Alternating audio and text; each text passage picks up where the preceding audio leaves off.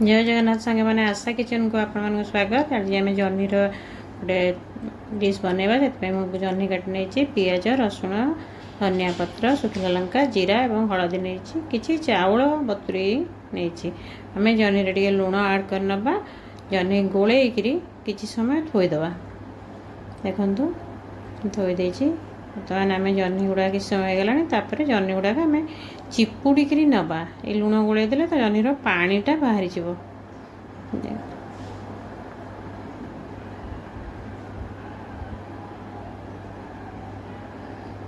देखो ये जह्नीर जो पानीटा बाहर आपन चाहिए अन्य कौन तरकारी भी पकई पारे।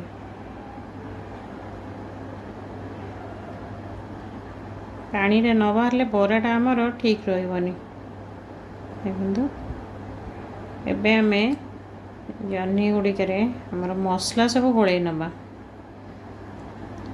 आम जह्नी रे लुण एबे दबानी आउ सब जिन मसला देदेबा आमर पियाज जीरा हलदी धनिया पत्र सब गोलई देबा लुण को छाड़िक लुण देले जह्नीटा पुणी पानिया हो पानी छाड़ सांगे सांगे लुण पकई आम बरा बनवा बर्तमान गोलैकी रखीदबा।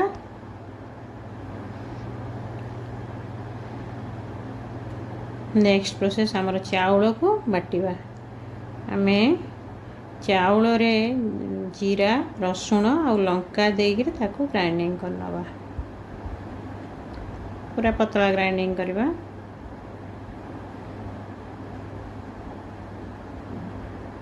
प्लेन करी बाटिबा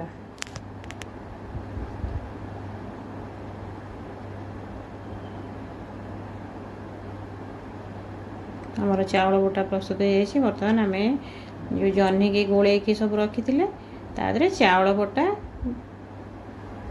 2 चामच दबा कारण मु 2टी जह्नी नहीं ना। बर्तमान लुण आम दे नथिले लुण दबा ए बेसनटा ऐड करवा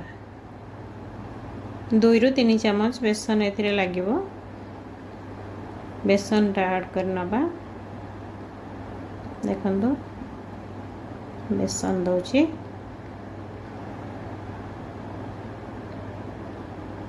ए गोल नवा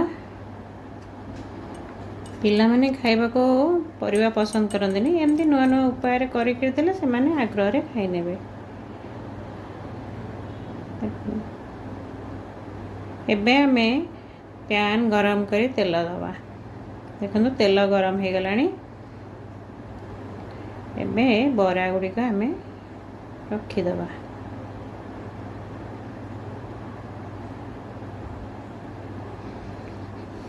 फ्लेम आम कम रे रखिबा लो फ्लेम रे करिबा देखो बरा गुड़िक गोटे साइड हो गलानी बर्तमान आम तो उल्टे दबा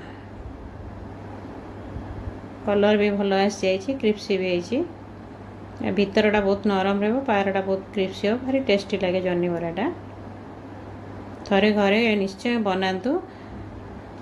वीडियोटी भल लगे लाइक शेयर सब्सक्राइब करने को भूलिए नहीं। लो फ्लेम रे कले ये आहरी बढ़िया लगे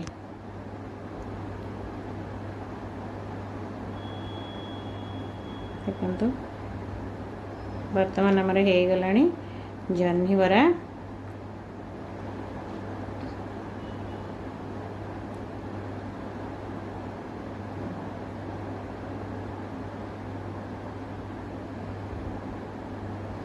हमारा जह्नी बरा प्रस्तुत देखु